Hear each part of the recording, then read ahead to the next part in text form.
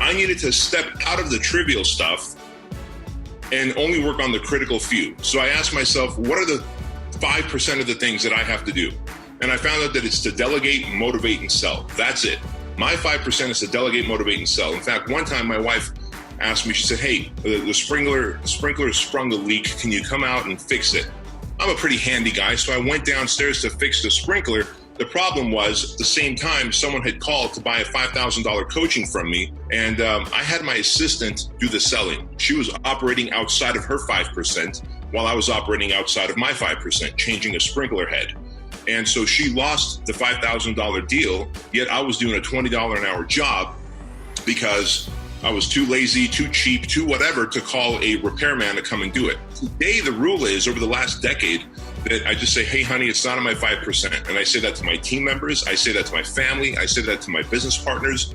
I only delegate, motivate, sell, and that's it. Everything else gets outsourced. So thing number one is you guys have to become masters of delegation and figure out what your 5% is. For me, it was real simple. I did the old Benjamin Franklin, got a piece of paper, drew a line right down the center, and I wrote 95% on one side, 5% on the other. And I said, all right, that's the 100% of the things that have to get done. Toilets have to get cleaned.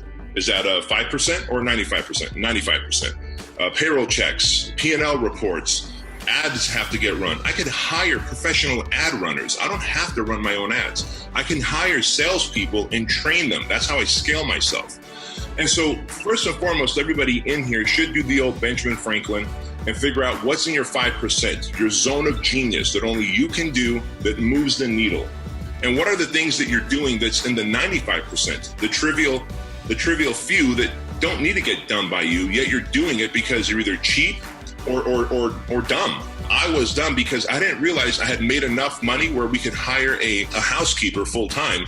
And so I'm asking my wife, where's my suits? Did you take it to the dry cleaner? She's trying to launch her own cookbook business. Now we're arguing. Dude, I had enough money at that point where I could have just hired a housekeeper and won back my wife's time.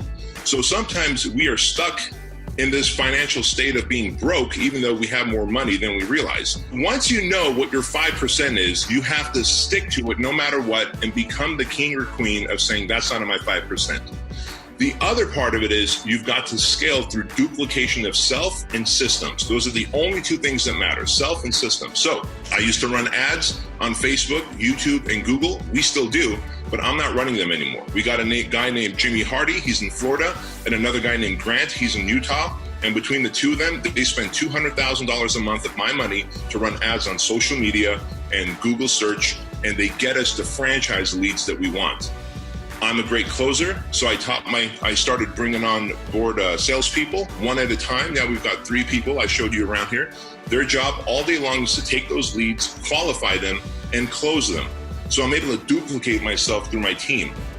Now you might go, well, yeah, but Bedros, you have the money to do that. I literally had to raise my franchise fees from $10,000 buy-in fee to $25,000 buy-in fee so that I can pay the commissions to my sales team, so that I can pay the fee to our traffic buyers.